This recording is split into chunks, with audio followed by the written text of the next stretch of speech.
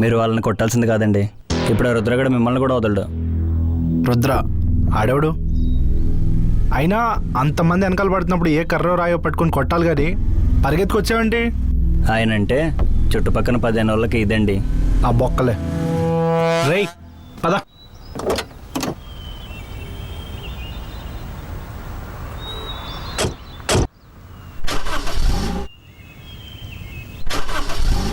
ఏమైందిరా? తెలియట్లా. స్టార్ట్ అవ్వట్లేదా? ఛ!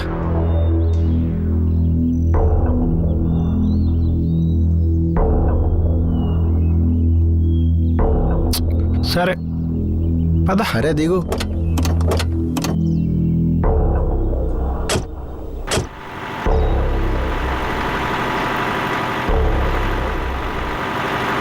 ఇక్కడ దగ్గరలో హోటల్స్ ఏమైనా ఉన్నాయా? ఉన్నాయండి.